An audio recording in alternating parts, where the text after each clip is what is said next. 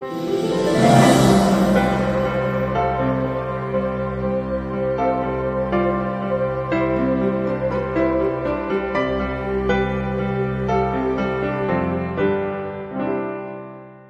noches a todos. Nos da mucho gusto saludarlos, seguirnos viendo presencialmente y darles la bienvenida a nuestra 8ª sesión académica mensual del Colegio de Pediatría de Nuevo León, correspondiente al mes de agosto del presente año, que estamos llevando a cabo de manera presencial en línea desde el Hotel MS Millennium en San Pedro Garza García, en la zona metropolitana de Monterrey, Nuevo León. Saludamos a quienes nos siguen de manera virtual, con especial atención a los que lo hacen desde los Estados Unidos de Norteamérica, así como en Centro y Sudamérica. También enviamos con mucho afecto y saludo a nuestros amigos y colegas de los colegios de pediatría de todos los estados de la República afiliados a la CONAPEME y a su presidente, el doctor Jesús Gerardo Guajardo Treviño, así como a la vicepresidente, la doctora Ana Beatriz Rosas Humano. Saludamos igualmente a la doctora Norma Selene Rubio Pineda, quien es presidenta del capítulo San Nicolás, y al doctor Rafael Ricardo Aguirre Aguilar, quien es presidente del capítulo Guadalupe, ambos capítulos de nuestro Colegio de Pediatría de Nuevo León. Para llevar a cabo la sesión académica de esta noche, agradecemos profundamente a muchas personas, dentro de ellas la colaboración estratégica de la farmacéutica Siegfried Rein de México, con la gestión general de la licenciada Mónica Rojas Osorio, quien está a cargo, además de toda esta coordinación que tuvimos con el equipo de ella, de la línea analgésica de Febrax. También al licenciado Edgar Reyes por el producto que tienen también Siegfried, que es Dalbert, y la licenciada Daniela Galindo por el producto que tienen de Daxon. Además, agradecemos la presencia aquí de personal de la empresa, a la licenciada Mirtala y al licenciado Antonio, que están allá afuera obsequiando, dando algunos presentes a las personas que están aquí. También quiero aprovechar para dar unos mensajes propiamente del colegio.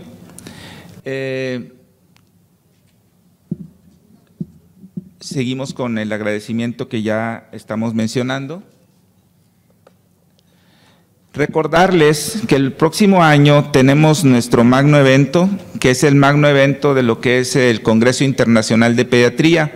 Nosotros ya estamos, pues ya llevamos tiempo organizándolo en la planeación, ya tenemos la estructura de lo que es el Congreso.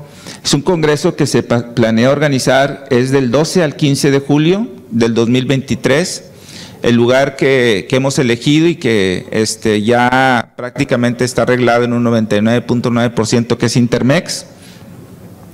Y ustedes saben que dentro del Congreso pues se lleva a cabo también congresos como es el de Congreso de Otorrinolaringología y también el Simposio de Investigación Pediátrica que ustedes ya conocen, que es el doctor Joaquín Cravioto. También pues tenemos que recordarles lo que es la anualidad que se tiene que realizar, pues en el costo que tenemos es de 3,100 pesos, es el que hemos ya dejado. Y que bueno, pues les recordamos que aquellos que en un momento dado no lo han hecho, pues es importante que lo hagan, porque de esta manera, además de que nos permiten a nosotros funcionar en nuestra principal actividad o nuestra actividad sustantiva, que es la educación continua, pues nos permite seguir trabajando con estas condiciones y además también a ustedes les es útil porque eso nos permite también de alguna manera generar los reconocimientos que ustedes se necesitan muchas veces para lo que es la certificación o recertificación. El próximo mes, que es el mes de septiembre, la sesión tiene una fecha muy significativa. La sesión cae el día 15 de septiembre.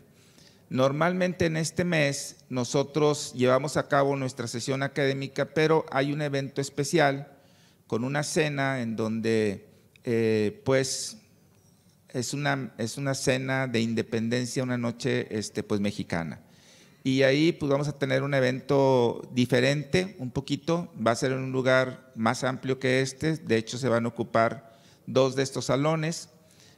Vamos a tener música, va a ser un platillo mexicano, va a haber mucha alusión a lo que es la independencia de México y pues va a ser una sesión muy especial.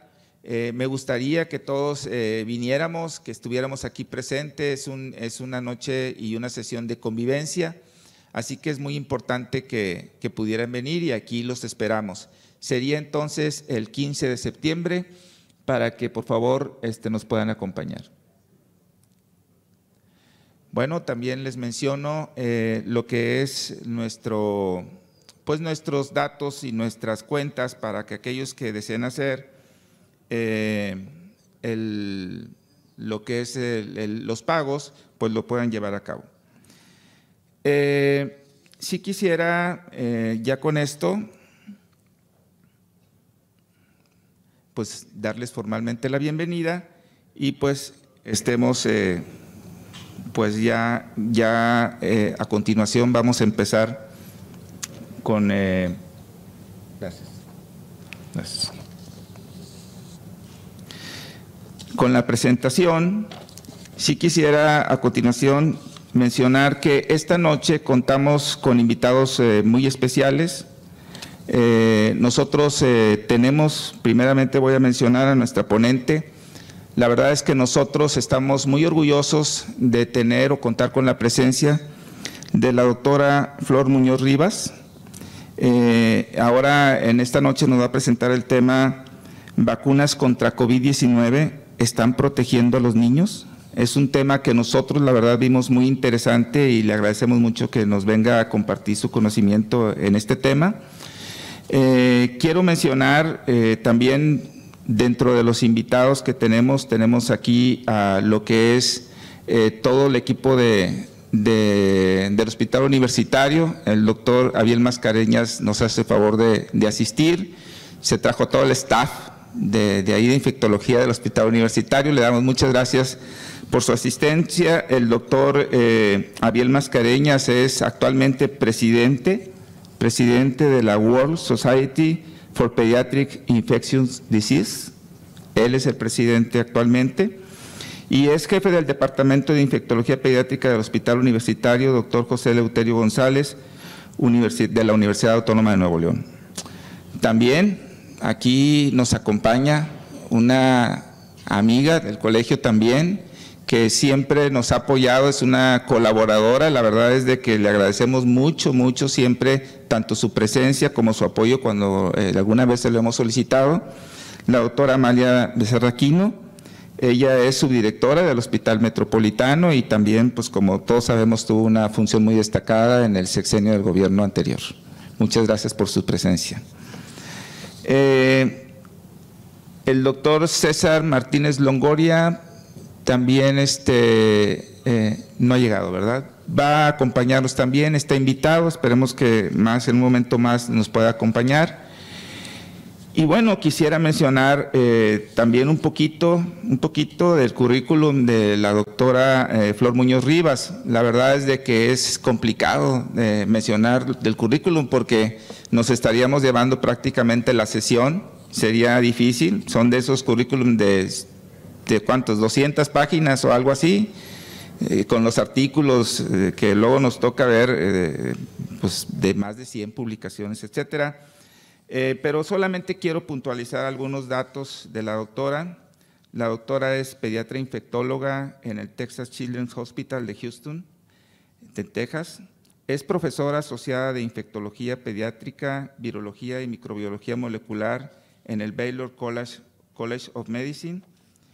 Ella, además de todo esto, prácticamente o básicamente tiene ya más de 20 años en cuanto a la investigación de todos sus trabajos, con experiencia en esta investigación clínica en las áreas de epidemiología, enfermedades infecciosas y vacunas en poblaciones especiales, incluyendo niños, adolescentes, mujeres embarazadas y pacientes inmunocomprometidos, con particular interés y experiencia en patógenos respiratorios y en la inmunización materna. Entonces, pues nosotros estamos muy contentos, primero de que estén todos ustedes estén presentes. Les agradecemos mucho que estén aquí. Siempre es bonito tener esta sensación de la presencia real, no tanto virtual, pero pues a veces es necesario la virtual, pero en esta ocasión, qué bueno que estamos aquí todos reunidos. Y también muy especial que nos hayan acompañado nuestros invitados, y todos son invitados especiales. Con lo anterior, pues quisiera pedirle a la doctora Flor Muñoz Rivas que si pasa al frente, por favor, para su presentación.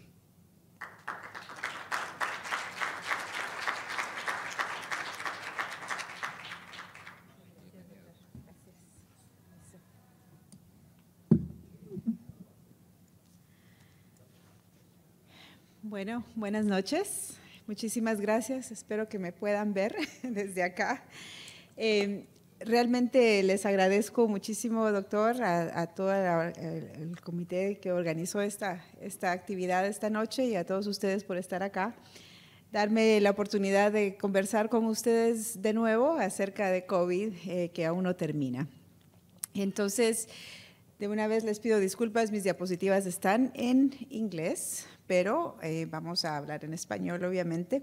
Y tengo muchas cosas de que las quisiera hablar, así es que cuando quieren que deje de hablar, me avisan y dejamos de hablar y hacemos preguntas. Pero bueno, les quiero comentar, son ciertas partes de las cosas que hago, que pueden ser conflicto porque sí trabajo en diferentes actividades, pero una de las cosas que hago que es relevante a lo que vamos a hablar esta noche es que soy investigadora de los estudios de las vacunas de COVID, sobre todo la vacuna de Pfizer en Estados Unidos, y también soy miembro del Comité de Seguridad de varios estudios que se han hecho a través de Moderna para diferentes vacunas, también con otras compañías como ustedes ven acá, Gilead con Remdesivir. Entonces he estado directamente involucrada en lo que tiene que ver con COVID y sobre todo intervenciones que podemos hacer en la población pediátrica. ¿De acuerdo? Entonces les cuento eso. Lo que quiero hacer esta tarde es hablar con ustedes acerca de cómo ha impactado el COVID a los niños, que ustedes son pediatras, hay colegas infectólogos acá, lo han visto directamente, pero todavía hay mucha desinformación que hace que la gente tenga dudas acerca del efecto que tiene COVID-19 en los niños y sobre todo ahora que tenemos vacunas, si es que se deberían de vacunar o no. Entiendo que acá en México se ha empezado a utilizar vacuna ya recientemente en niños de 5 a 11 años y pues precisamente es el estudio que nosotros hicimos y es parte de lo que les quiero comentar, cuál es la investigación y las recomendaciones actuales con la vacuna. Entonces, para empezar, nada más comentarles cómo estamos, ¿verdad? Esta es una gráfica que yo sigo muy de cerca, que viene de la Organización Mundial de la Salud y está monitoreando todos los casos y la mortalidad que existe a nivel mundial de COVID-19. Y bueno, ya vamos casi al tercer año de la pandemia y vemos cómo el número de casos continúa siendo importante. Acá lo que me impresiona ver siempre es cómo la mortalidad siempre fue muchísimo más alta que el número de casos. Ven en proporción, pues ahora va disminuyendo significativamente conforme van cambiando las variantes. Y tenemos la variante Omicron, que es la que predomina actualmente, que ha sido la que tuvo el pico mayor de actividad el año pasado a finales del año.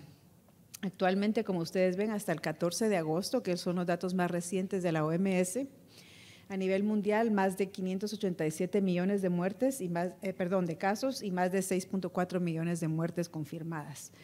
Omicron en este momento representa 99.3% de todas las cepas que se pueden aislar en pacientes con COVID-19. Lo que a veces muchas personas no se dan cuenta es de que cuando hablamos de Omicron no se trata de un virus, se trata de muchos virus. Y de hecho, aunque es 99% de los casos, hay más de 200 lineajes descendientes de Omicron que están circulando en este momento, de los cuales hay 35 o más BA5, que son la variante predominante. Entonces, este virus en particular es muy eficiente en mutar. cambia muchísimo, como lo hemos visto, y prácticamente tenemos ahora una pandemia distinta a la que tuvimos a principio de la pandemia actual. Como ven, entre las variantes más recientes, estas gráficas, los que le muestra acá fue Delta, por ejemplo, y como todas estas han sido Omicron, desde la BA1, que ya prácticamente no tenemos, hasta la BA5, que está ahora en amarillo, y es la que predomina. Sin embargo, ven cómo es más o menos un 74%, y dentro de BA5 hay muchas subvariantes adicionales. Entonces, esta parece ser la variante que va a predominar y que se va a quedar. Pero vemos que se necesita una inmunidad específica contra esta variante para tener protección, y de ahí que personas tengan infecciones, aunque hayan sido infectadas anteriormente. En este verano se ha infectado mucha gente. Entonces, hablemos ya directo de los niños. Bueno, ¿qué pasa? Los niños al principio se pensaba que no se infectaban, que no tenían enfermedad severa. Pero yo creo que es falso la interpretación que tuvimos al inicio, porque los niños los teníamos muy protegidos. Los escondimos, los teníamos en casa, no iban a la escuela, no hacían las actividades normales. En cuanto empezaron a salir y empezaron a infectarse, vimos que realmente tenían riesgo de infección y riesgo de complicaciones. Y sobre todo niños que tienen problemas de base, igual que los adultos, que pueden tener una enfermedad más severa, hospitalización y mortalidad. Es cierto que comparado a los adultos mayores, sobre todo, no van a tener el mismo tipo de mortalidad, es similar a la influenza en ese caso, pero comparado a otras infecciones que los niños tienen, sobre todo infecciones prevenibles por vacuna, sigue siendo el COVID-19 una causa importante. De hecho, en este momento, la cuarta causa de hospitalización y mortalidad en los Estados Unidos en la población pediátrica, ¿verdad? Comparado con otras enfermedades. Entonces, sigue siendo algo que tenemos que tomar en cuenta, y además siguen habiendo riesgo de complicaciones a largo plazo, como el síndrome sistémico inflamatorio, que es cierto que con la variante Omicron no se ve tanto, pero sí ha sido un problema que puede seguir ocurriendo. Entonces, les quiero mostrar algunos datos. Nosotros estamos muy cerca, yo estoy trabajando en Houston, pero seguimos los datos del CDC, que nos muestran cómo, conforme ha cambiado la pandemia, nos damos cuenta el impacto que ha tenido en los niños. La variante de Omicron, cuando empezó, como ven acá, fue la que tuvo el mayor impacto en hospitalización en los niños menores de 5 años. La línea oscura, la línea negra que ven, es los niños que son los más pequeñitos, los de menos de 6 meses de edad.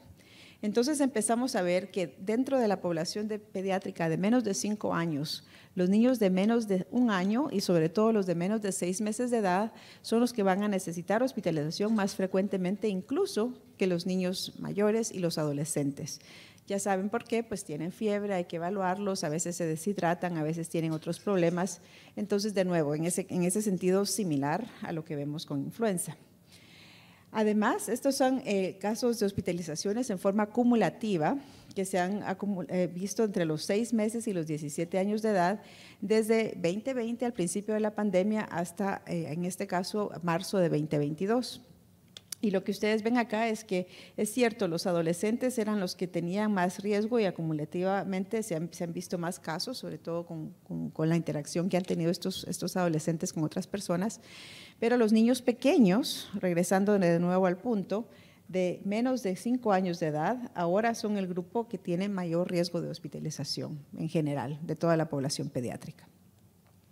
Y finalmente, en cuanto a mortalidad, ven esa curva en U que conocemos muy bien con influenza, que son los extremos de edad. Los más pequeños y las personas mayores son las que van a tener mayor riesgo de mortalidad.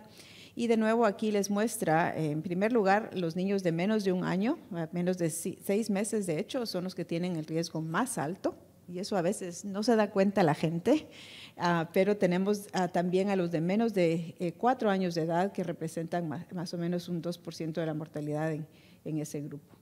Entonces, es nada más, aquí les muestro, ¿verdad?, la causa número 4 de mortalidad en los niños de menos de 1 año de edad actualmente en los Estados Unidos, es COVID-19, ¿de acuerdo? Es muy importante tomarlo en cuenta, y es la causa número 5 en los de hasta 9 años y la cuarta causa de mortalidad en los adolescentes. Entonces, tomémoslo en ese contexto y no comparado a los adultos.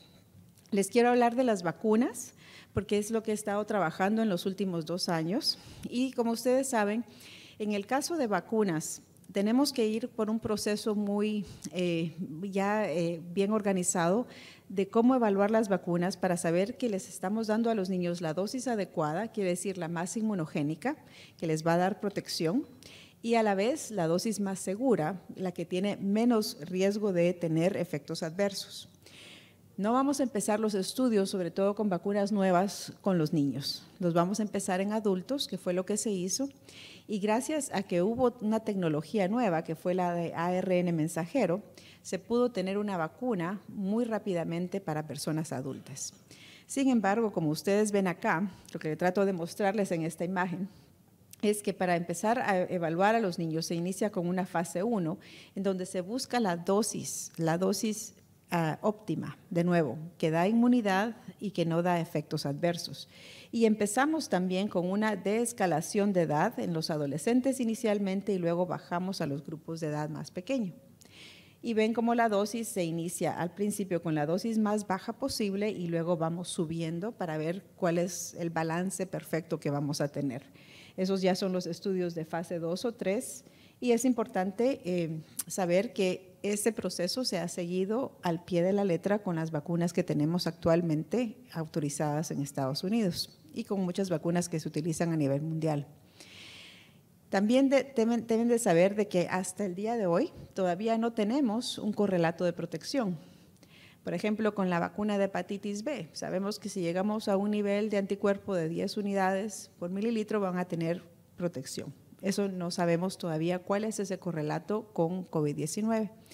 Entonces, no podemos evaluar las vacunas en base a inmunogenicidad nada más. En adultos se evaluaron en base a niveles de anticuerpos sin saber cuánto era necesario, pero con evaluación de la eficacia de la vacuna, o sea, correlacionando qué niveles de anticuerpos se necesitaban para poder proteger. Y lo que se hace con los niños es un puente, quiere decir que si se logra el mismo nivel de anticuerpo en el niño que se logró en los adultos, que les daba una protección de 90-95%, se espera que la protección vaya a ser similar en los niños. Ese es un puente de inmunogenicidad que se utiliza. Y así es como hemos evaluado estas vacunas. Entonces les voy a llevar en la trayectoria de cómo ha sido este proceso en Estados Unidos. Al mismo tiempo que se estaban evaluando las vacunas en adultos, estaban ya planeando los estudios en la población pediátrica.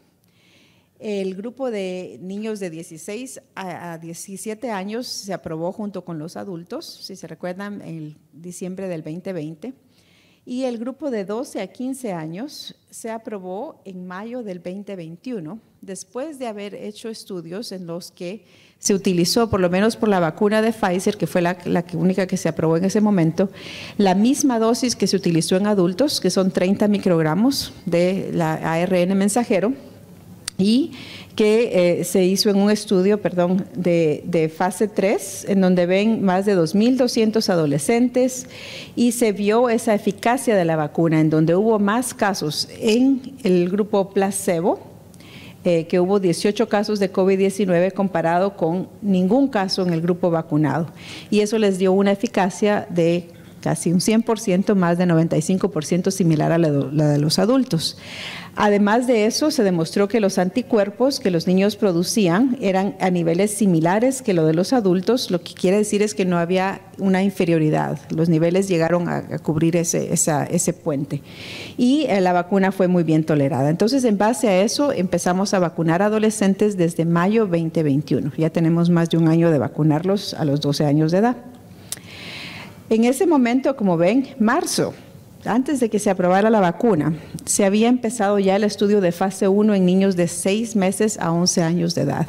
Tenemos entonces ya más de año y medio de estar trabajando en esto. Y se inició, como les decía, fase 1 para ver qué dosis utilizar y luego el estudio de fase 2-3.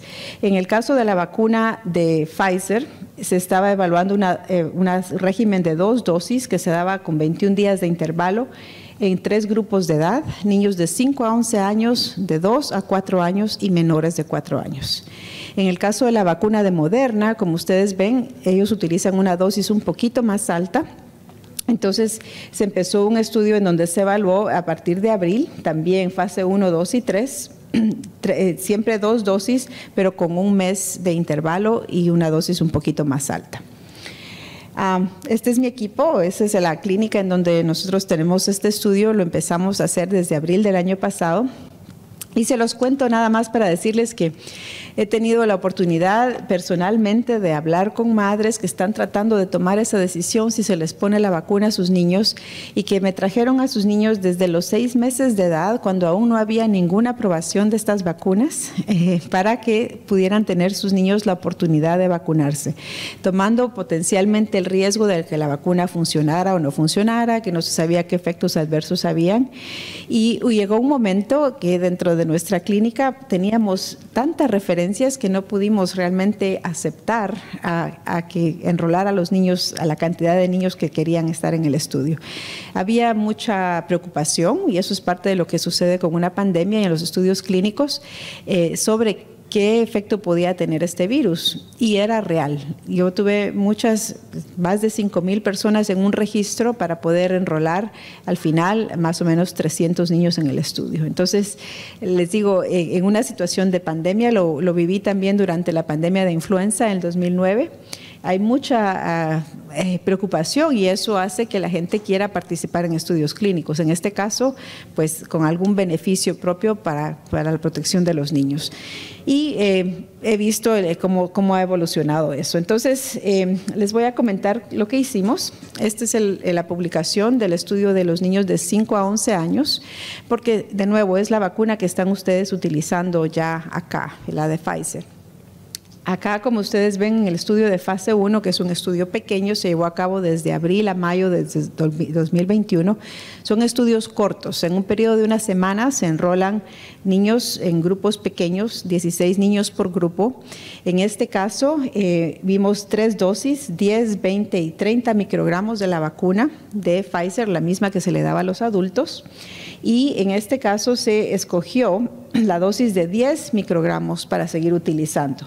Entonces, 5 a 11 años, 10 microgramos, el estudio después siguió con una evaluación doble ciego de fase 2-3, una aleatorización de 2-1 para ver si la vacuna en realidad podía mantener su inmunogenicidad y ser segura.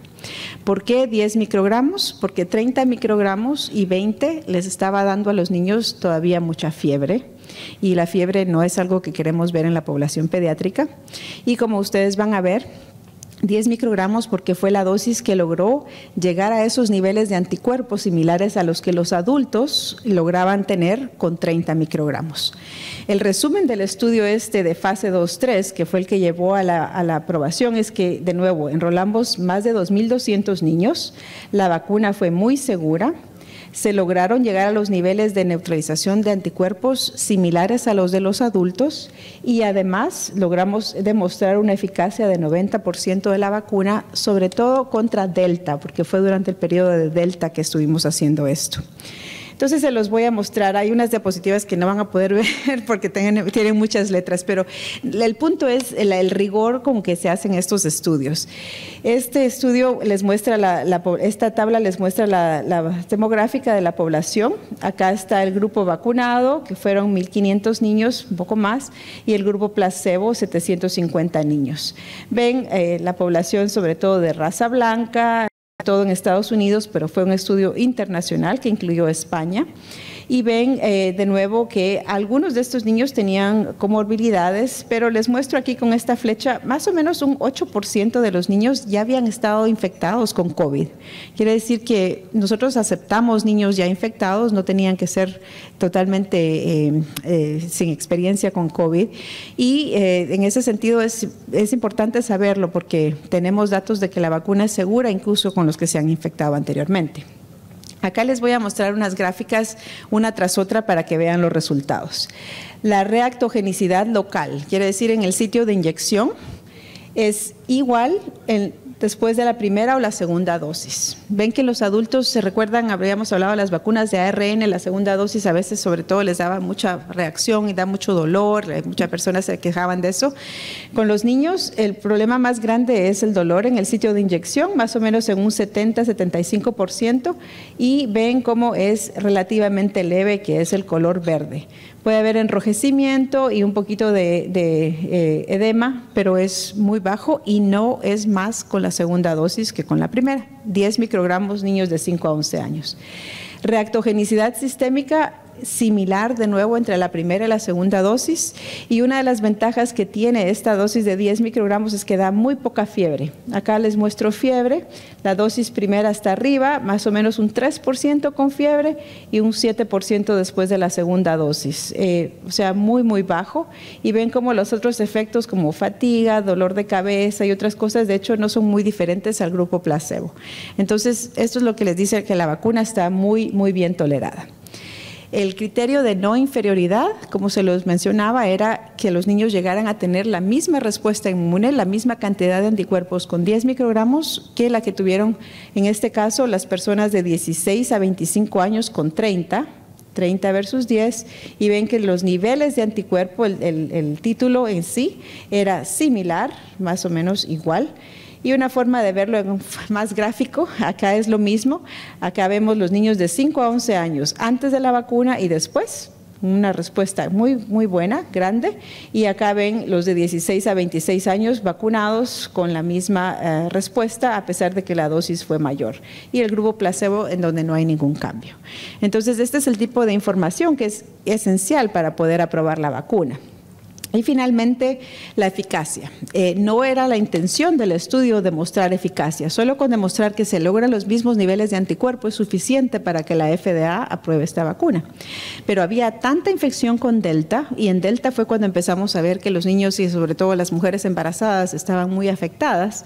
Se logró demostrar que la vacuna, como les mostré, tenía un 90% de eficacia. Aquí están el número de casos que ocurrieron en los niños que recibieron placebo y el número de casos de infección confirmada con laboratorio por PCR que tuvieron la vacuna. Entonces, esa es lo que les da la eficacia de la vacuna. Y hacer la historia corta es que gracias a esto, pues la vacuna se aprobó. Estamos acá siguiendo, les muestro más o menos la cobertura que tenemos. Actualmente, esto fue hasta hace más o menos unas 3 semanas.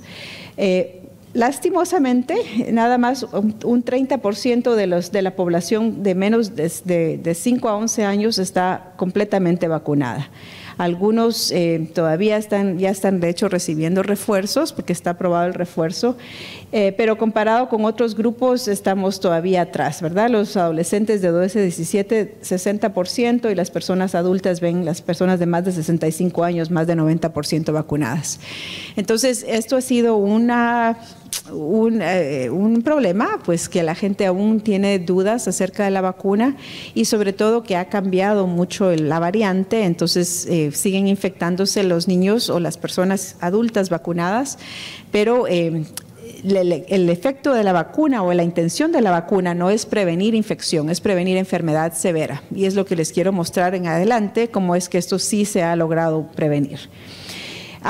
Otra de la ventaja de tener esta vacuna ya aprobada es que además de los datos de seguridad que nos da el estudio, que por cierto no hubo ningún caso de miocarditis ni ningún efecto adverso severo relacionado con la vacuna en el estudio, pero son 2.200 niños, no es mucho.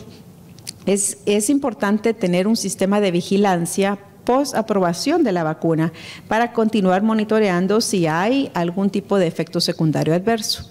Y en el caso de las vacunas de COVID, como ustedes saben, sobre todo ARN mensajero, el riesgo de miocarditis post vacuna sigue siendo una preocupación. Entonces, los sistemas de vigilancia que tenemos, hay uno que se llama V-Safe y también el sistema pasivo que mantiene la CDC. Y aquí lo que les quiero mostrar es de que la vacuna para los niños de 5 a 11 años sigue siendo bastante segura. Se comparan aquí los casos de alguna reacción local, algún efecto de salud, cualquier otro efecto de no poder ir a la escuela.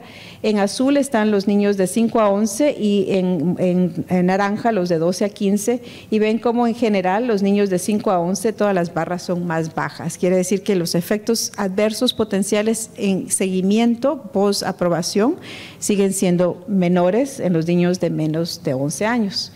Y acá son las reacciones más frecuentes que se ven, que de nuevo la barra azul son los niños de 5 a 11 años y son menores en general. Incluso el dolor en el sitio de inyección, fatiga, dolor de cabeza, y las reacciones sistémicas usualmente son el primer día, el día después de que se vacunan y se quitan. Y eso ha sido muy consistente, que nada más es al siguiente día que se sienten un poco mal y ya están bastante bien. Pero tal vez lo que les preocupa más a todos es miocarditis, como hablábamos. Entonces, esos datos los sigue manejando el CDC. Y las buenas noticias es de que en todos los sistemas de vigilancia que han visto este efecto adverso, se ha visto que los niños de 5 a 11 años tienen sustancialmente una cantidad menor de casos reportados de miocarditis comparado con los adolescentes. Esta tabla más o menos les muestra que el riesgo sigue siendo mayor en hombres y en adolescentes de más de 16 años comparados con los niños pequeños. En mujeres casi no sucede. Y proporcionalmente es muy claro que después de la vacuna el riesgo de miocarditis es mucho menor que después de haber tenido COVID, aunque de nuevo estas variantes cambian. Y en el otro sistema, que es el Vaccine Safety Data Link, estos son datos que vienen de hospitales sobre todo, ven que no hay ninguna señal, según ellos, de seguridad, que sea problema de seguridad. 2 casos potenciales de miopericarditis que se han revisado, comparado con, obviamente, mucho más casos en la población mayor. Y entonces, lo que ha sucedido a nivel mundial es de que se ha notado que hay formas de disminuir el riesgo de miocarditis. Cuando empezó la pandemia teníamos que vacunar a muchas personas pronto para reducir ese riesgo de mortalidad, de enfermedad severa que había.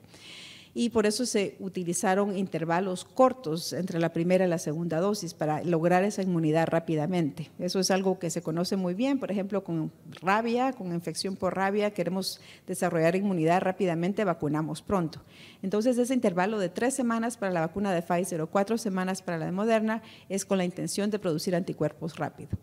Pero como ven en este caso, en un estudio de Canadá, ya estamos hablando aquí de personas adultos mayores, adultos jóvenes de 18 a 24 años de edad, ya sea con la vacuna de Pfizer o con la de Moderna o una combinación de las dos.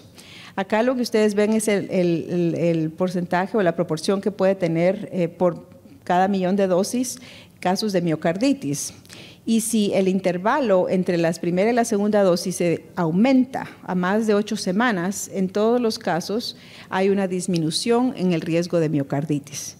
Entonces, aumentar el intervalo entre dosis parece ayudar en reducir el riesgo de miocarditis o pericarditis postvacunal.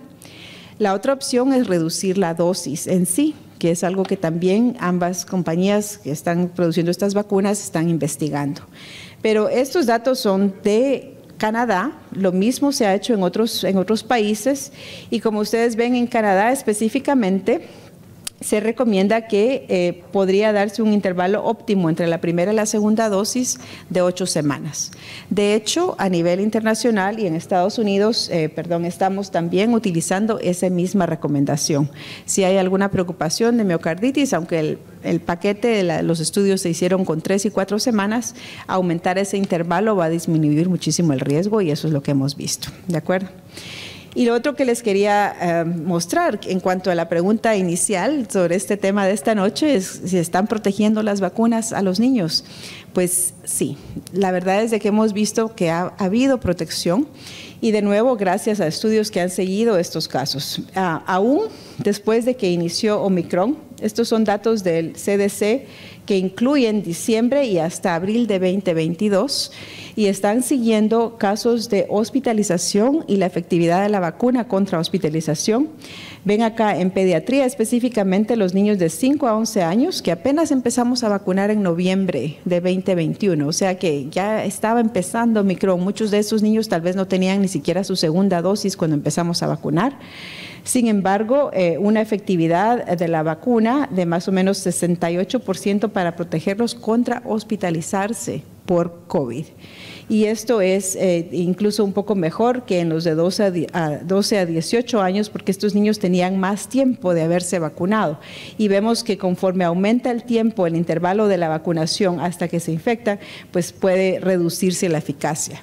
Y acá es parte de los datos que empezaron a salir en cuanto a la necesidad de los refuerzos, porque sí disminuye la eficacia de la vacuna conforme van disminuyendo los niveles de anticuerpos, pero también con variantes nuevas. Y la mayor protección es entre los 3 y 5 meses después de la última dosis que reciben las personas. Y finalmente contra síndrome sistémico inflamatorio, de nuevo, y esto incluye desde julio de 2021, quiere decir que incluye Delta, hasta Omicron, porque incluye hasta abril de 2022, y ven que incluso para los niños de 5 a 11 años una eficacia de 78% para prevenir síndrome sistémico inflamatorio, y para los de 12 a 18 años una eficacia de más de 90%, que es el grupo en donde vemos sobre todo síndrome sistémico inflamatorio, los adolescentes. Entonces estos son datos muy importantes que cuando me preguntan los padres, ¿debo de vacunar? Porque de todas formas pues no pasa nada, no les da más que una gripe, pues no sabemos aún los efectos a largo plazo o las complicaciones que podría tener una infección de COVID-19 en los niños. Y esto nos demuestra que sí podemos prevenir esa enfermedad severa, que el marcador acá es la hospitalización, y podemos prevenir este tipo de complicación que sigue ocurriendo, aunque en menor cantidad, de síndrome sistémico inflamatorio. ¿De acuerdo? Entonces, esto es súper importante para seguir. Y ahora, pues les quiero hablar brevemente acerca de la siguiente etapa. No sé si ustedes están listos ya para vacunar a los de menos de 5 años. Espero que lo que les mostré les convenzca que sí hay que vacunar a los de 5 a 11. Pero estos chiquitos participaron en mi estudio también. Son un par de gemelitos que pues tuvieron que estar en el estudio inicial. Lo empezamos, como les comentaba, el año pasado. Empezamos con los niños de 2 a 4 años de edad. En este caso evaluamos una dosis de 10 microgramos inicialmente y de 3 microgramos, porque no les íbamos a dar más de 10. 10 es lo que le dimos a los de 5 a 11, no podemos darles mucho más a los niños. Entonces, de hecho, empezamos con 3 microgramos y la dosis más alta que se les dio fue 10. Y luego a los niños de 6 meses a menos de 2 años de edad, solo evaluamos la dosis de 3 microgramos y terminamos escogiendo la de 3, porque la de 10, de nuevo, le seguía dando mucha fiebre a los niños de 2 a 4 años.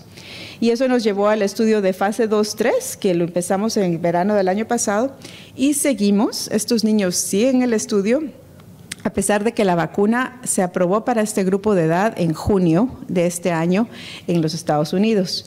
Les voy a mostrar los resultados en detalle, pero en general empezamos con 2 dosis de 3 microgramos separadas por 21 días, originalmente 2.200 niños, pero fuimos agregando más cohortes de seguridad, y los resultados preliminares en diciembre de 2021 demostraron que la dosis de 3 microgramos no logró llegar a esos niveles de anticuerpo que se necesitaban para poder predecir una protección en los niños de 2 a 4 años.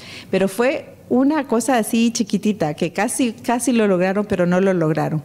Coincidió que venía también Omicron. Entonces, lo que decidió Pfizer es, en ese momento, pues, en lugar de aprobar la vacuna o pedir aprobación por la FDA de la vacuna por 2 dosis, fue cambiar el régimen y dar una tercera dosis, esperando que, como ustedes saben, funciona el sistema inmune. Conforme se le va estimulando más, van a tener una respuesta inmunológica más adecuada y van a llegar a los niveles de anticuerpo necesarios.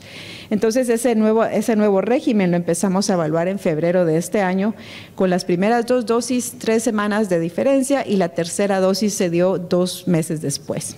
Entonces, los llevo a estos datos. Como van a ver acá, pues está un poquito lleno, pero vamos a empezar con los de 2 a 4 años de edad, para mostrarles igual que muchos niños ya estaban infectados. Más o menos un 13% de los niños de 2 a 4, cuando ya estamos haciendo el estudio, pues venían con muestra, con evidencia inmunológica de que habían tenido COVID, pero aún así se les vacunó. Los datos similares a los que les mostré anteriormente en cuanto a seguridad, esto es bastante para mí impresionante y lo que más me decían las mamás cuando llegaban al estudio y estábamos doble ciego, yo no sabía qué se les dio ni ellas sabían qué vacuna recibieron su niño, pero siempre venían con la preocupación de que estaban seguras que le dimos placebo, porque la mayoría de niños no tenía absolutamente ninguna reacción.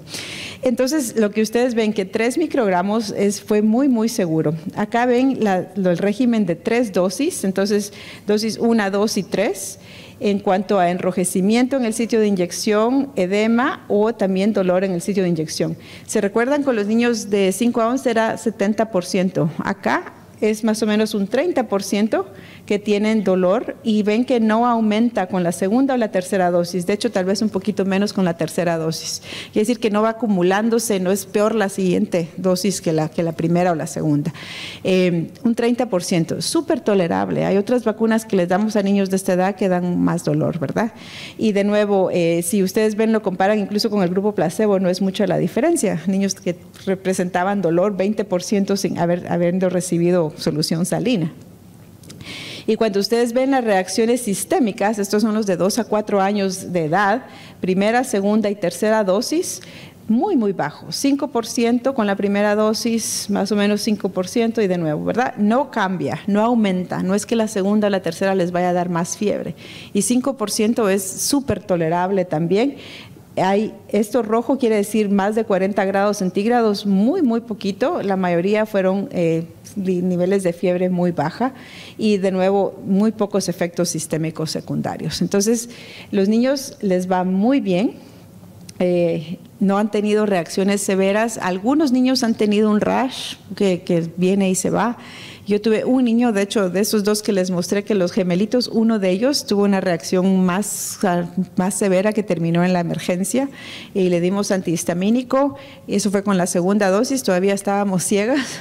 Con la tercera dosis, la mamá lo trajo todavía, lo vacunamos y no le pasó absolutamente nada. Entonces, puede haber sido una reacción que no se sabe. Ahora les muestro lo mismo con los de 6 meses a menos de 2 años y ven que en este caso más o menos un 7% ya tenía COVID, antes ya había tenido COVID.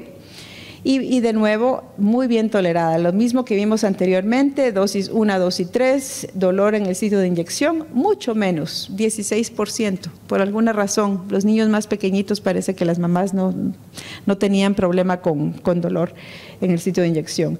Y en cuanto a fiebre, igual, más o menos en este caso un 7% para todas las dosis, sin ningún aumento conforme tuviéramos más dosis. Entonces, muy bien tolerada la vacuna. Y aquí les muestro rápidamente la respuesta inmunológica con 3 dosis.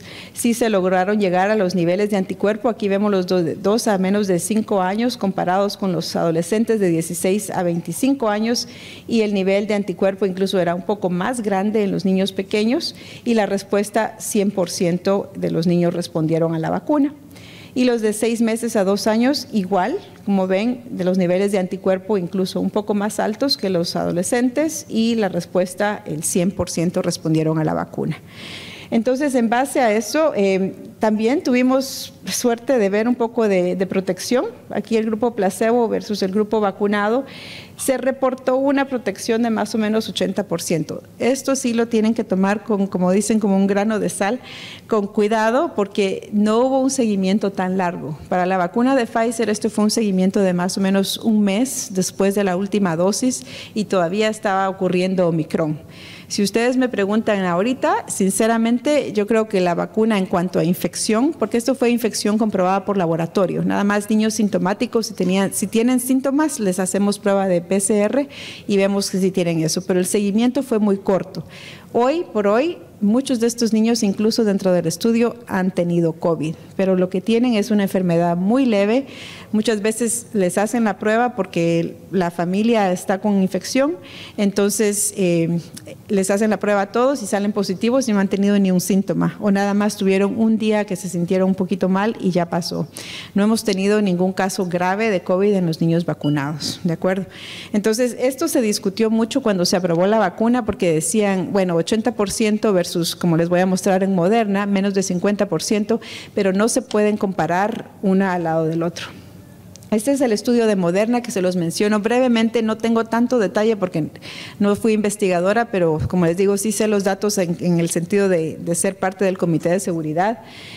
Aquí la diferencia es que la dosis es un poco más alta, son 25 microgramos por dosis, comparado con 3. También no se puede hacer una comparación directa porque son diferentes compañías, tecnologías y demás, pero sí es una vacuna que al tener una dosis un poco más alta, con 2 dosis sí lograron llegar a los niveles de anticuerpo que se habían establecido y no necesitaron una tercera dosis para llegar a esos niveles. Sin embargo, cuando ven ustedes la protección potencialmente, la eficacia era de más o menos un 37%, sobre todo con variante Omicron, para los niños de 2 a 5 años en este caso, y más o menos un 50% para los de menos de 2 años. En la vacuna de Moderna, ellos sí siguieron a estos niños por más o menos 2 meses, casi 3 meses, entonces sí vieron el efecto que tuvo Omicron en la reducción de la eficacia de la vacuna. Por eso acá, con 2 dosis, ven que es menos de un 50%.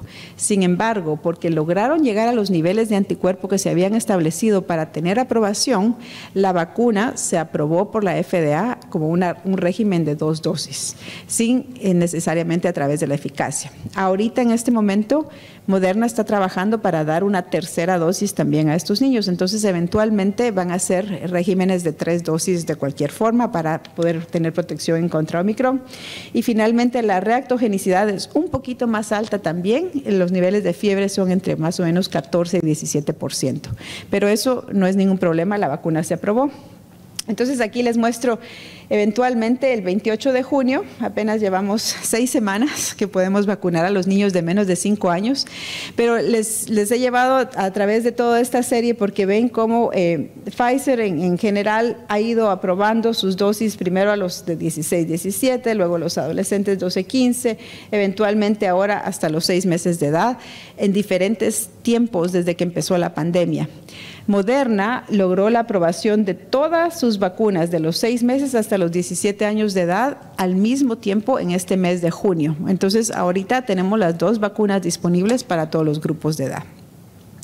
Les voy a mostrar las recomendaciones, de nuevo, en caso de que ustedes logren tener ambas vacunas también. Es un poco complicado porque, por ejemplo, la vacuna de Pfizer tiene 3 formulaciones, 3 microgramos, 10 y 30, dependiendo de los grupos de edad, y eso solo es en pediatría, todos los adultos son de 30, no hay ningún problema. Pero como ven, la dosis es pequeñita, son 0.2 mililitros para los niños de menos de 11 años, 0.3 para los adolescentes. Y requieren ciertas diluciones y hay que tener cuidado, esto ya es en el lado de la farmacia, quien va a administrar la vacuna, de que utilicen la botellita adecuada y que den la dosis adecuada. En el caso de Moderna, también tienen 3 dosis distintas, 25, 50 y 100 microgramos para los 3 grupos de edad. La diferencia es de que ellos van de 6 meses a 5 años, mientras que Pfizer va de 6 meses a 4 años. Y la dosis es un poquito más alta, 0.25 para los bebés, 0.5 para los de 6 a 11 y también para los mayores. Las recomendaciones, si se las puedo resumir, estas son diapositivas del CDC. A veces está un poco confuso, pero para los niños sanos, los que no tienen ningún nivel de inmunosupresión, de 6 meses a 17 años para Moderna son 2 dosis, que aquí como ven entre 4 y 8 semanas de intervalo entre las 2 dosis está aceptado. Hoy por hoy Moderna todavía no tiene aprobada un refuerzo. Entonces, para todos los grupos de edad de 6 meses para 17 años pediátricos, solo se les puede dar la dosis primaria de 2. No hay refuerzos. Y ya hablamos de las diferentes cantidades que hay en la vacuna. Pfizer tiene de 6 meses a 4 años una serie primaria de 3 dosis. Quiere decir que los niños de menos de 5 años tienen 3 dosis como su serie inicial. ¿De acuerdo? Y como ven, hasta 8 semanas de intervalo entre cada una que se puede utilizar. Para los de 5 a 17 años son 2 dosis primaria y un refuerzo, que el refuerzo está aprobado después de que hubo Omicron, porque se necesitan 3 dosis y por eso los adultos también tenemos los refuerzos adicionales. Algunas de las recomendaciones, bueno, esto es Nada más para mencionarles inmunosupresos, porque yo trabajo con pacientes inmunosupresos de trasplante más que todo. El resumen más rápido es de que para todos los inmunosupresos se necesitan por lo menos 3 dosis. O sea que para ya sea Moderna o Pfizer, no importa el grupo de edad, el régimen primario para inmunosupresos es de 3 dosis. Es el único caso en el que se da una tercera dosis de Moderna y se da una tercera dosis a los de 5 a 17 años en pediatría para pacientes inmunosupresos como serie primaria. Y son los niños más grandes de 5 a 11 a los que se les puede dar un refuerzo y a los de 12 a 17 2 refuerzos. Entonces en este grupo sí necesitamos estarlos revacunando bastante frecuentemente. ¿Ok? Y estas son las recomendaciones específicas, nada más para ir pensando en este caso. La vacuna se da según la dosis se da según la edad al inicio de la vacunación o la edad en donde se va a vacunar al niño, pero el régimen que se utiliza depende de la edad en la que se empieza a vacunar. Entonces, si un niño empieza a vacunarse a los 3 años y termina su régimen de 3 dosis antes de cumplir 5 años, sigue utilizando 3 microgramos. Pero si se empieza a vacunar a los 4 años con 3 microgramos y luego cumple 5 años, entonces ya se le da después de los 5 años la dosis de los 5 años, 10 microgramos. Pero sigue teniendo 3 dosis en total, porque depende de a qué edad empezó el régimen, ¿de acuerdo? Eso es a donde vamos. Y lo mismo sucede con Moderna. Intercambiarse, no se pueden intercambiar, no hay datos que una vacuna se pueda utilizar, se empieza con Pfizer y se termina con Moderna o la otra forma. Solo en casos extremos, pero si un niño recibe 2 vacunas distintas como las 2 primeras dosis, hay que darle una tercera dosis también. Entonces, no se deben intercambiar. Y finalmente, administración con otras vacunas, sí, se puede hacer con otras vacunas, sobre todo ahorita estamos promoviendo que se vacunen contra influenza y se pueden vacunar al mismo tiempo, el mismo día, nada más que en un sitio diferente, no vacunar en el mismo lugar porque puede haber reacciones. Entonces, esta es una tabla que yo creo que ustedes la saben mejor, como les decía, la trato de actualizar como puedo. Aquí está México y según entiendo de nuevo están vacunando adolescentes y más recientemente a partir de julio, 5 a 11 años con la vacuna de Pfizer. Muchos países en Latinoamérica utilizan Pfizer y también Moderna, según entiendo, y otras vacunas que están disponibles y todos estos datos pues van a seguir surgiendo. No me quiero ir sin dejarles de hablar de los niños de menos de 6 meses de edad. Ya con esto voy a terminar en unos 5 minutitos, pero ¿qué pasa con los de 0 a 5 meses? Que es el grupo que estamos dejando todavía desprotegido. Y es el grupo que les mencioné al principio, son los que más riesgo tienen de hospitalizarse. La única forma en este momento es a través de la vacunación materna. Y la vacunación materna ha tenido su historia. Empezamos a vacunar mujeres embarazadas igual que la población no embarazada.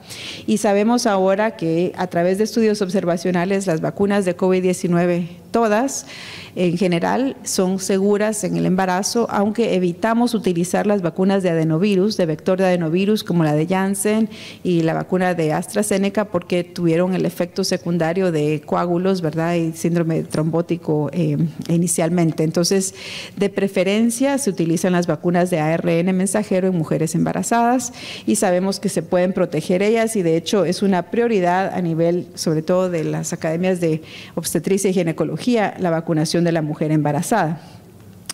Esta figura no sé si la pueden ver, espero que la vean, pero les cuento la historia. Fue uno de los datos iniciales que tratan de ver si la vacunación versus la infección natural puede dar protección a la madre o al recién nacido. Este estudio viene de Boston, del grupo de Galit Alter, que ha sido excelente en tener datos sobre la inmunogenicidad de las vacunas.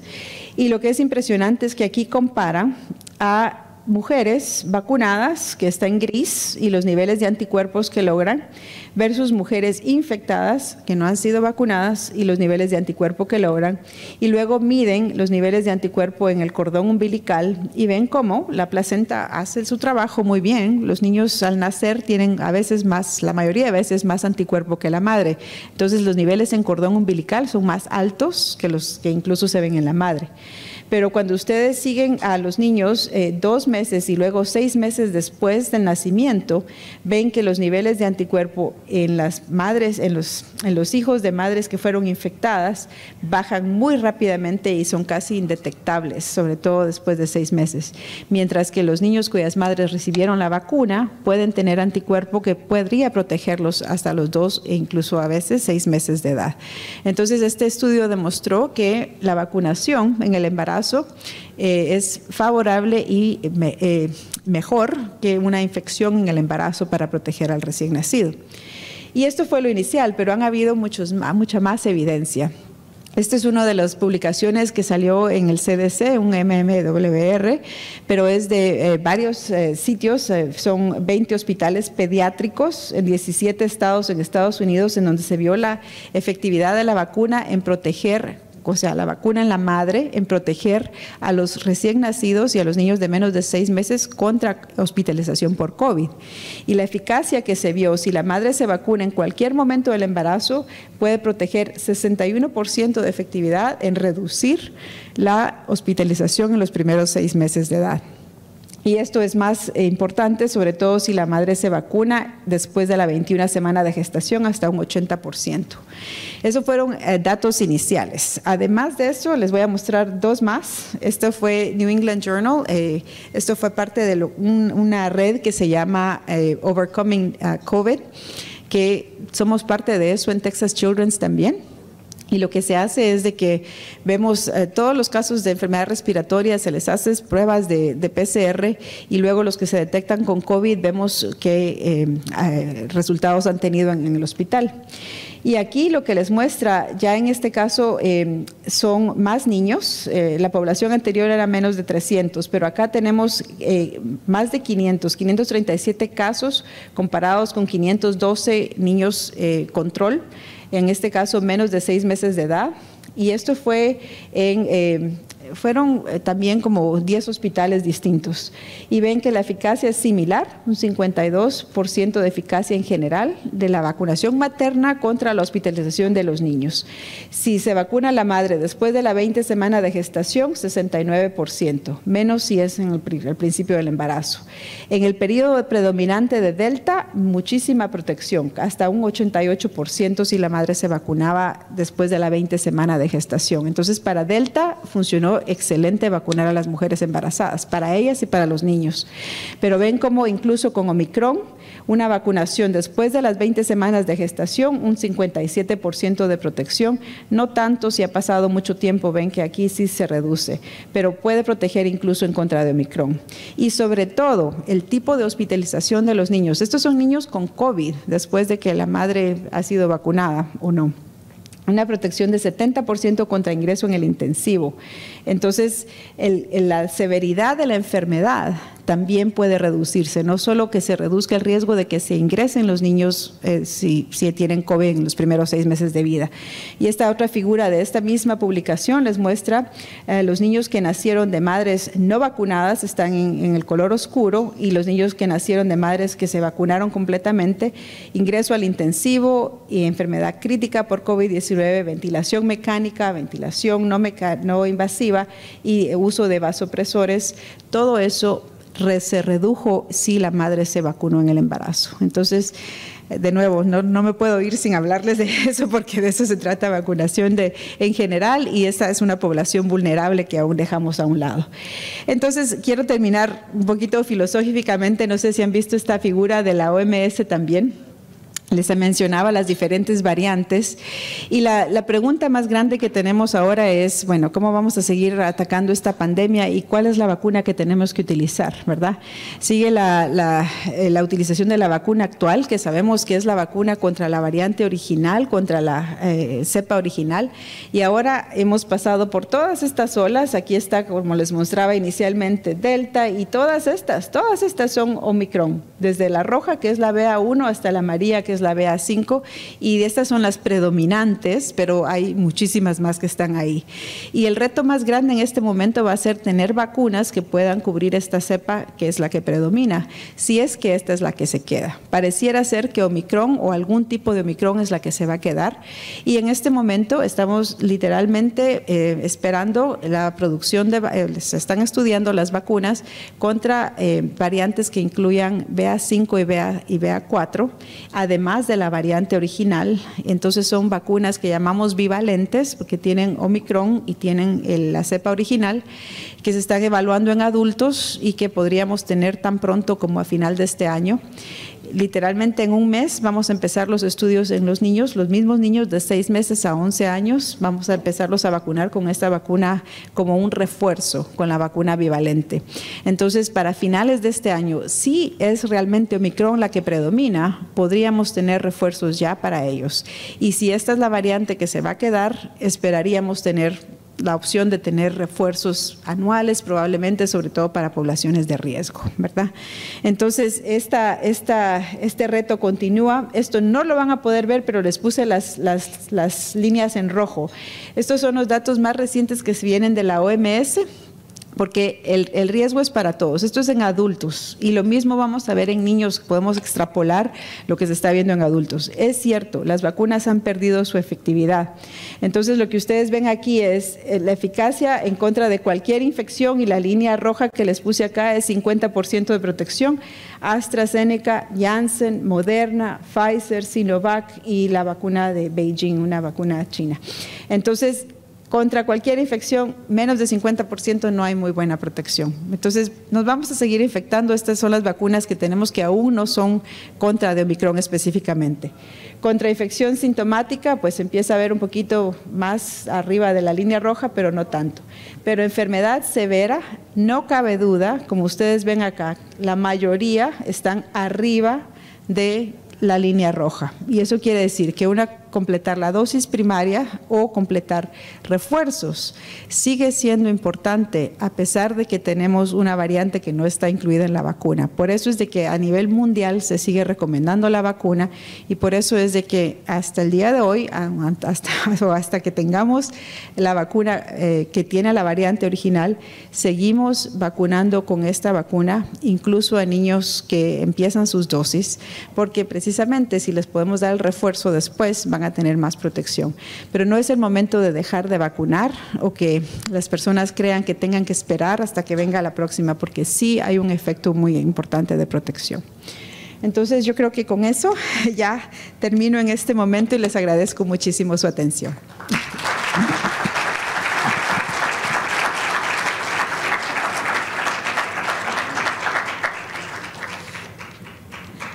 No sé si tenemos tiempo para preguntas, doctor. Muy bien, agradezco mucho la presentación de la doctora Flor Muñoz. La verdad es que el tema es muy interesante, muy actual, y además lo presentó de una manera tan interesante, tan didáctica, que prácticamente pues nos esclarecen muchas dudas que teníamos. Sin embargo, quisiera también pedir a nuestros invitados, hay aquí infectólogos pues muy prominentes, que me gustaría que dieran su opinión, que hicieran algún comentario, y con todo gusto, no sé, doctora Nelly Genoveva, si gustas llevarle el micrófono a la doctora Amalia para un comentario que pudiera hacer. Sí, buenas noches. Primero que nada, felicitar a la doctora por la excelente presentación y compartirnos el trabajo que ha estado desarrollando en estos años. Hacer estudios clínicos en niños es muy complicado, ¿verdad? Es muy complicado, entonces es un esfuerzo mayor que hacer un estudio clínico en adultos. Nos comentó que durante el estudio hubo mucho acercamiento, o sea, todo el mundo se quería vacunar, y creo que pasó así con muchos estudios clínicos. Pero yo quisiera preguntarle cómo ha sido, ahora que continúa el seguimiento de los estudios, cómo es la respuesta de los sujetos, bueno, en este caso de los padres, cómo es la respuesta una vez que empiezan, porque sabemos que hay grupos que rechazan algunas vacunas, esta no ha sido la excepción, pero ha sido menos por la magnitud de la pandemia, ¿verdad? Por el impacto que tuvo la pandemia. Pero ¿cómo ha sido la respuesta en el seguimiento de los estudios clínicos de los padres de los sujetos? Sí, claro, es una situación muy interesante porque, bueno, como usted lo dice, es muy difícil hacer estudios en la población pediátrica y conforme vamos reduciendo la edad es aún más difícil, ¿verdad? ¿Cómo hacen ustedes para hablar con una madre y decirle, me deja ponerle esta vacuna que no sabemos si va a funcionar, no sabemos qué efectos tiene, pero creemos que le va a ayudar y que le vamos a sacar sangre y que le vamos a hacer llorar y que además tiene que quedarse aquí 3 horas en lo que hacemos todos los procedimientos, ¿verdad? No es una decisión fácil y es algo que sí ha cambiado, pues es muy claro que el interés, ahorita dejamos de enrolar porque ya terminó el estudio y ya se probó la vacuna. El interés en participar en estudios no va a ser igual cuando tenemos una amenaza como una pandemia. Igual sucedió durante la pandemia de influenza, que en cuestión de 2 semanas pudimos enrolar cientos de niños sin ningún problema, porque todo el mundo quiere venir a tener esa opción de vacunarse, ¿verdad? Porque hay una posibilidad. Eso disminuye, ahora ya estamos más como los estudios normales. Un estudio normal toma mucho tiempo en poder enrolar por esa razón. Sin embargo, le comento que la mayoría de los participantes, de los padres, se han quedado en el estudio. Los que se han ido han sido, pues a veces porque yo estoy en Houston, tenía gente que venía de Dallas, de Austin, de incluso Nueva Orleans, para venir a vacunarse con nosotros a Texas Children's. Y pues una vez que ya la vacuna está disponible y ya la pueden seguir recibiendo afuera, pues la reciben en su ciudad. Entonces, o unos que se han movido, la mayoría de gente se ha quedado en el estudio y siguen en observación, que es un punto importante también, porque a pesar de que la vacuna está aprobada por uso emergente, tiene que aprobarse eventualmente para una licencia oficial que se pueda utilizar la vacuna en el esquema de vacunación. Y para eso tenemos que seguir a estos niños aún más tiempo, 1 año más después de su última dosis, para ver que la vacuna sea segura y también medirles anticuerpos para ver cuándo necesitan después un refuerzo. Entonces, lo que ha mantenido también a muchas familias es el potencial de que se les pueda dar un refuerzo con la vacuna bivalente, y eso es bueno. Sin embargo, vamos a empezar, como les decía, a evaluar vacuna bivalente con diferentes dosis otra vez, o sea que vamos a empezar una fase 1 de nuevo este próximo otoño y bueno, vamos a ver qué tanto interesa, y yo creo que siempre depende del riesgo. Las personas van a medir su riesgo-beneficio en la decisión a ir a participar en estudios, entonces vamos a ver eso. Sí es cierto que los niños de menos de 5 años, la cobertura actual es muy, muy baja y ha habido mucha, más que todo desilusión, yo creo, de las familias porque ven que los niños se siguen infectando y ya tienen que regresar a su vida normal. Y ahorita empezó la escuela, han estado en actividades de verano, de familia. Mucha gente tuvo actividades de familia este verano y se infectó. Entonces ya piensan que en este momento, y como han estado recientemente infectados, no necesitan la vacuna, pero es por eso, porque piensan que no la necesitan en este momento. Justamente, bueno, me quitó la pregunta de la mente. Sí, que cuáles eran los principales retos para vacunar a los niños de esta edad, pero fuera de un estudio clínico, es decir, ya en la vida real. ¿Cuáles eran los principales retos? Porque nosotros hemos tenido una gran dificultad en el país para vacunar una población vulnerable como son los niños. Creo que vamos, pero por muchísimo, muy atrás. Sí. Entonces, sí nos gustaría saber qué retos han tenido ustedes, porque seguramente los tendremos nosotros cuando por fin podamos vacunar. Sí, los retos son eso, ¿verdad? Que se piensa que no es necesaria la vacuna, que piensan que como ya les dio COVID no la necesitan. Hemos visto que no es tan cierto eso, por lo menos no era con las variantes originales. No es tanto por la seguridad, porque como les hemos mostrado, los datos de seguridad son muy buenos. Yo creo que también ha habido influencia de los que son antivacunas, que sigue habiendo hasta el día de hoy, y en ese punto lo que les quisiera comentar es que es importante informarse nosotros como médicos para poder orientar a las personas, porque cualquier cosa se ve en las redes sociales ahorita, en la televisión o qué sé yo, y hay gente que parece muy profesional y que parece que sabe lo que está diciendo, pero tiene una agenda detrás, ¿verdad? Y obviamente esto se ha vuelto también político, sobre todo en Estados Unidos, como ustedes saben.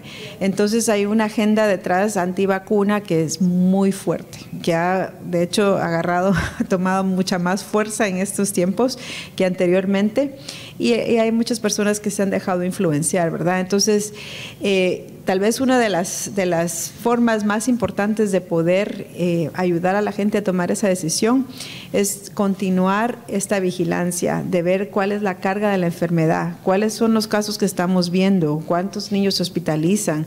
Cuando yo muestro estos datos sobre los menos de un año, menos de 6 meses que se hospitalizan tanto, es a veces increíble, porque tal vez si uno no está relacionado en un hospital, en el trabajo que hacemos, no se da cuenta la población en general. Entonces, la percepción que tienen de riesgo no es muy alta, pero si tenemos esos datos de base, no solo es una infección, sino que bueno, pueden tener infección secundaria bacteriana o se hospitalizan o este y otro tipo de complicaciones, COVID largo, todo eso es importante mantener esa información al día para poderla compartir. Gracias, doctor. Hola, Flor. Buenas noches. Adelante, doctor. Como siempre, Flor, un enorme placer escucharte. Nos enriqueces mucho. Muchas gracias por todo lo que vienes a aportar y por tu actividad que has desarrollado en los Estados Unidos, que yo sé que para los médicos de origen latino es un reto extra, no es tan simple. Yo quería hacer algunos comentarios. Yo creo que es importante que cambiemos el mensaje cuando hablamos de vacunación. Primero, una vacuna donde no tenemos correlatos de efectividad, no sabemos cuáles son los títulos que nos aseguran que tenemos una protección o una eficacia vacunal. Y eso nos mete en muchos problemas porque nunca podemos garantizar quién se va a enfermar y quién no se va a enfermar. Pero lo que sí podemos garantizar es que poniendo una vacuna que es segura, porque esto está demostrado, y que el tan temido efecto secundario que todo mundo tiene en mente, que es las miocardiopatías o la miocarditis, es abrumadoramente, infinitamente inferior a cuando se presenta la enfermedad. Cuando se presenta la enfermedad tenemos 2.3%, por cada 100 tenemos 2.3 casos de miocarditis contra 0.00016. O sea, es la locura de diferencia, es muchísima diferencia la que hay. Entonces es una vacuna segura y además de esto debemos decir, esta es una vacuna que prácticamente te garantiza que no vas a tener episodios de MISC y que tu niño no va a ir a dar al hospital con una enfermedad grave, así tenga comorbilidades, se reducen importantemente. Esa es la función o ese es el beneficio actual que está teniendo esta vacuna en el grupo pediátrico. Claro, se van a seguir enfermando los niños, sí, pero no los vamos a mandar al hospital, no vamos a tener los cuadros de MISC y no vamos a tener situaciones. Y a lo que le tenemos miedo realmente se presenta con mucho mayor frecuencia en una enfermedad. Y de nuevo te agradezco y es un placer verte siempre. Muchísimas gracias. Y sí me recuerda cuando hablaba con las madres que me traían a los niños al estudio, ¿verdad? Esa es una de las cosas que más les daba temor, las complicaciones de COVID. Entonces, ellas decían, sí, está bien, sé que les puede dar infección, pero que no les vaya a dar síndrome sistémico inflamatorio, que no se vayan a complicar. Y también quiero comentarles, nosotros hemos tenido, obviamente ahora, otros virus, porque ya empezamos a ver virus sincitial respiratorio, empezamos a ver influenza y coinfecciones con estos virus. Entonces, es una protección, una garantía adicional, poder reducir el riesgo de que tengan uno de esos virus, ahora 2, porque tenemos influenza y tenemos COVID-19. Se está trabajando muchísimo en vacuna contra virus sincitial respiratorio, pero sobre todo esos niños de menos de 1 año de edad son los que vemos en el hospital con estas complicaciones. Y sí existe coinfección y sí hemos tenido niños muy mal en el intensivo con COVID y virus sincitial respiratorio. Entonces, algo debe de haber además de este ese tipo de complicaciones que obviamente podría motivar a los padres. Y eventualmente vamos a tener vacuna contra virus sincitial, ya van a ver. Curiosamente, en los últimos meses hemos estado viendo casos nosotros de niños que la familia se enfermó, llega el niño con un proceso respiratorio y le aislamos otro virus, sincicial respiratorio, metaneumovirus, rinovirus, y hacen MISC. ¿De verdad? Entonces esto está siendo interesante. Quien más casos de ese tipo ha visto es el doctor Iván Castillo, que está aquí presente, con carditis importantes. Yo creo que es algo en lo que tenemos que tener puesta la mirada como pediatras. Son niños donde sus papás se enfermaron y posteriormente hacen un problema respiratorio, se les corre un panel y sale otro virus, y en esos días se empiezan a agravar. Okay. Lo que quiere decir probablemente es que habían tenido COVID anteriormente, sí, y no se detectó. Sí, y esa es otra cosa que le quiero escuchar sus comentarios, porque es una enfermedad endémica y ya la mayoría de los niños van a estar infectados, ya sea que sepamos o no sepamos, porque pueden tener una enfermedad muy leve y a veces ni siquiera necesitan atención, no se evalúan, no se hace el diagnóstico, pero pueden ya estar infectados.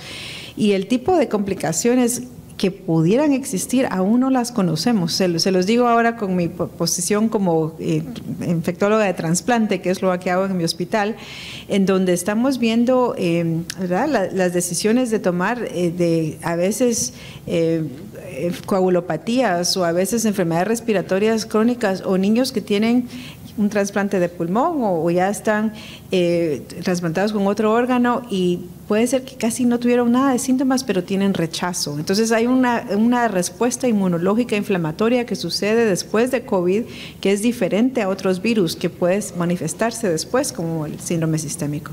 Doctor. ¿Qué tal, doctor? Antes que todo, agradecerle la presentación, fue una excelente charla. Iván Castillo, infectólogo pediatra. Tenemos en México un reto muy importante en este tema de las pacientes embarazadas. Históricamente la cobertura de vacunación nacional contra tosferina es baja, COVID no se queda atrás. Entonces en México es una de las principales causas de mortalidad las pacientes obstétricas. Y dentro de este rezago que hemos tenido, que de hecho en México apenas se va a iniciar la vacunación a partir de niños de 7 años en la Ciudad de México, en algunas de las delegaciones. Entonces, dentro de este plan, si se le puede llamar plan a eso de vacunación, está generando un rezago importante tanto en esta población, pero también un rezago importante en las aplicaciones de refuerzo de población adulta, donde vienen incluidas las pacientes embarazadas. Entonces, algunos casos que comenta el maestro que estamos viendo, yo creo que un par, al menos en esta quinta ola, de niños menores de 6 meses. Ahorita tenemos un paciente en un hospital privado de 2 meses de edad, cuya exposición previa fue intrauterina. La mamá tuvo COVID en el 3er trimestre, no vacunada contra COVID, y en la reinfección de la quinta ola para la familia, ahí el niño la desarrolló PCR negativa y serología positiva. Entonces, este tipo de oportunidades que tenemos en la población obstétrica nos da una pauta para proteger a la mamá y con los datos extraordinarios que presentó para proteger al bebé, pero mandar un mensaje a través del colegio y de los distintos colegios hacia los ginecólogos, porque finalmente ellos son los que tienen la pauta de la vacunación en esto y ser a través de nosotros del Colegio de Pediatría una herramienta para llevar la información adecuada a esa especialidad, quienes llevarían a cabo la vacunación. Gracias. Sí, no, gracias por eso, y como les digo, esa es una de mis áreas favoritas, la vacunación materna, y de hecho tengo otro estudio que estoy haciendo que demuestra muy claro que dar sobre todo refuerzos en el embarazo le va a dar el beneficio mayor al niño, ¿verdad? Y estamos midiendo anticuerpos en la leche materna y todo, otros lo han hecho, no somos los primeros ni los únicos, pero todos los datos son consistentes. Lo que les mostré, que ven que las mujeres embarazadas pueden responder a la vacuna, que todo el anticuerpo se va para el bebé y que existe esa efectividad que es directa, porque es anticuerpo que vino de la madre al niño, está protegiendo al bebé, está haciendo lo mismo que se observa en todos los estudios. Yo tengo más de 20 años de estar trabajando con obstetras y he visto el cambio a nivel de Estados Unidos en cuanto al interés en general. Pero es un trabajo constante también, ¿verdad? Asociarse con nuestros colegas obstetras ginecólogos para que ellos también nos ayuden a informar a las madres. Las mujeres embarazadas se vacunan contra COVID y estos datos que les comparto, tratamos de compartirlos con ellos para que también puedan ayudar a tomar esa decisión. Muchas veces el problema principal es el acceso a la vacuna, que comparación con los pediatras que tenemos la vacuna en la oficina, que la tenemos disponible, los obstetras usualmente no. Entonces, lo mejor que pueden hacer es, por lo menos, darles la información a las madres, promover y aceptar la vacunación y facilitar a que las mujeres embarazadas puedan tener su vacuna, porque también en ese sentido va a haber más en el futuro. Ya vacunamos contra tosferina, vacunamos contra influenza, ahora vacunamos contra COVID, que así se va a quedar, porque mientras haya epidemia va a haber, o endemia, va a haber necesidad, y a la vez, como les mencionaba, virus sincitial respiratorio, estreptococo B, son las siguientes en cuestión de menos de 2 años vamos a estar vacunando contra esas enfermedades y probablemente más. Se los digo porque, bueno, hay necesidad de, piensen ustedes en los otros brotes, Ebola, hay una enfermedad que se llama fiebre de Lassa, que ocurre en África, que 80% de las mujeres que se infectan en el embarazo tienen riesgo de mortalidad. Entonces, hay esta plataforma de vacunación materna, la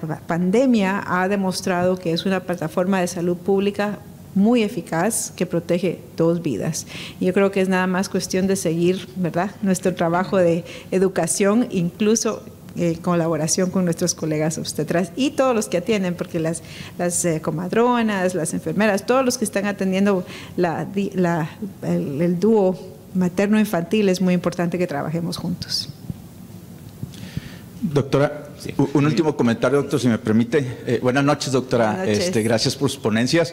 La seguimos desde hace muchos años, ya sabe, acá en Monterrey, con todo el trabajo que viene haciendo en vacunas y particularmente con virus incisional y bueno, ya brinco a COVID. Gracias por la información. Doctora, yo tengo una pregunta, una duda que ha surgido en varios foros en los que hemos participado. En México se ha estado vacunando de manera secuencial, primero adultos mayores, luego adultos, ahora adolescentes, luego niños, y nunca ha habido una vacunación simultánea a todas las edades. Ese es un dato. El otro es de que hemos utilizado un montón de vacunas distintas. En México, si mal no recuerdo, tenemos autorizadas 9 vacunas distintas, a diferencia de Estados Unidos, y se han aplicado conforme ha habido disponibilidad de las mismas y se sigue haciendo lo mismo, ¿no? Igual con los refuerzos que tienden a ser, o muchas de las veces no son con el mismo biológico, o incluso con la misma plataforma. Entonces, la pregunta es, y es algo que hemos expresado en algunos otros sitios, ¿sería conveniente o sería un buen esfuerzo tratar de vacunar de manera simultánea a todas las edades durante un tiempo razonable para que todos nosotros, toda la población o la inmensa mayoría de la población genere anticuerpos en un mismo momento y esos anticuerpos lleven eventualmente a la inmunidad colectiva y eso va a generar una repercusión sumamente positiva en las hospitalizaciones y las muertes en el país? ¿Valdría la pena hacer ese esfuerzo? Nosotros pensamos que sí, logísticamente es difícil, pero hay que recordar que antes de la pandemia nosotros teníamos semanas nacionales de vacunación, nos vacunábamos 10, 20 millones de niños en una semana. Entonces, sí tenemos el recurso humano, sí sabemos hacerlo. La pregunta es, ¿usted considera que valga la pena, ya viendo las eficacias de las vacunas que ahorita con esta nueva variante Omicron se quedan a la mitad, se quedan en 50%, pero 50% es muy buena si lo hacemos de manera colectiva? Entonces, ¿valdría la pena considerar ese esfuerzo, proponer ese esfuerzo a las autoridades mexicanas para poder reducir la incidencia? Pues vea, yo creo que ya lo estamos viendo, el hecho de que ha habido reducción en la mortalidad, que siguen habiendo variantes nuevas que surgen, pero no vemos el mismo efecto en mortalidad y hospitalización porque de alguna manera ya la mayoría de la población o se infectó o se vacunó.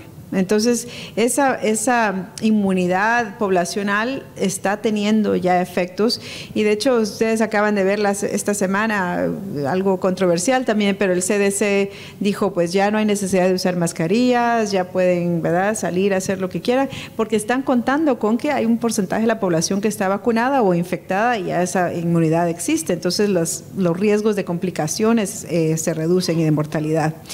Obviamente ha sido muy difícil por el proceso actual, ¿verdad?, de cómo se han ido evaluando y aprobando las vacunas, que haya esa intervención a nivel de toda la población.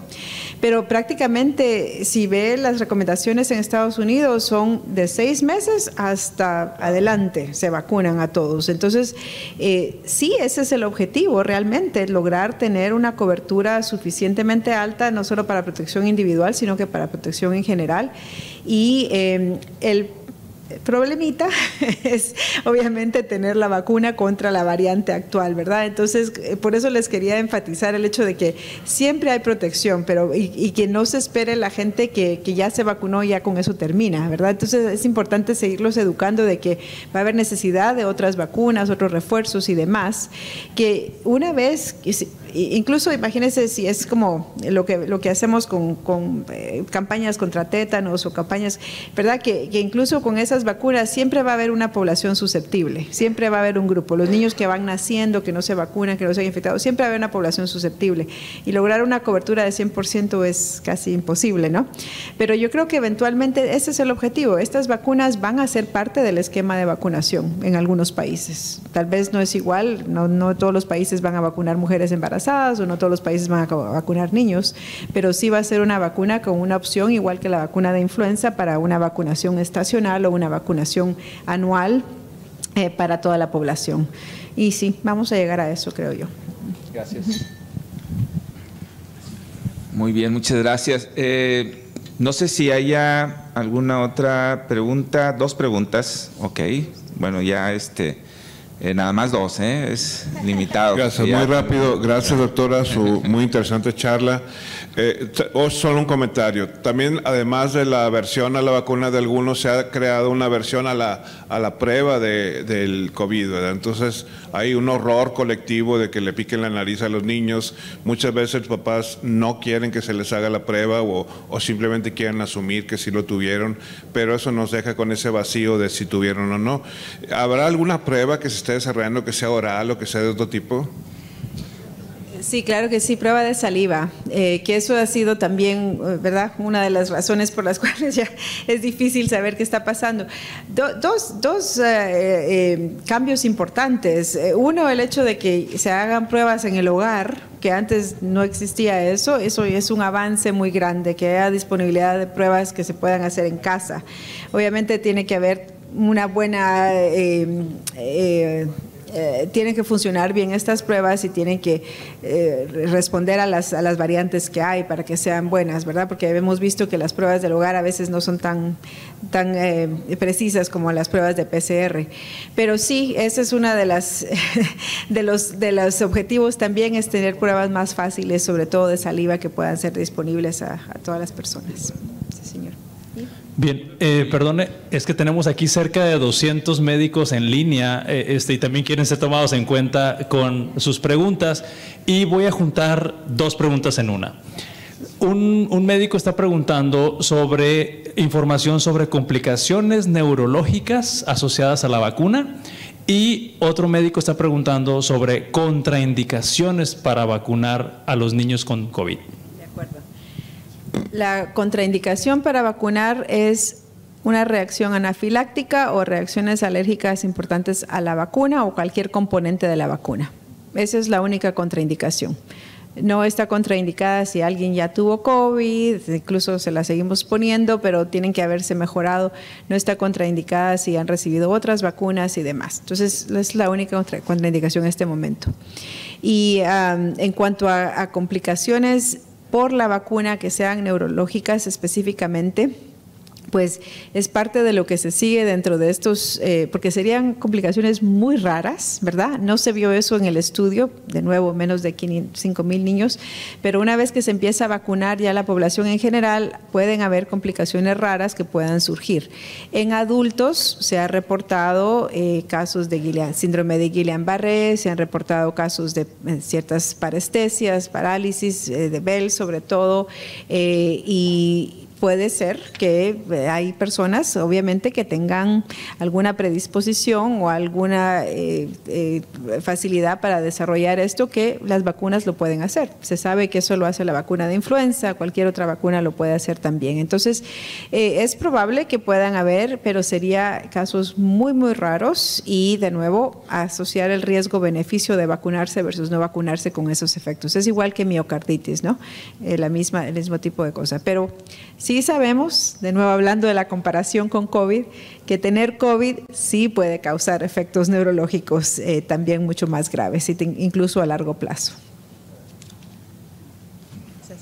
Sí, hay más seguramente, doctora, pero yo creo que ya vamos a limitar un poquito.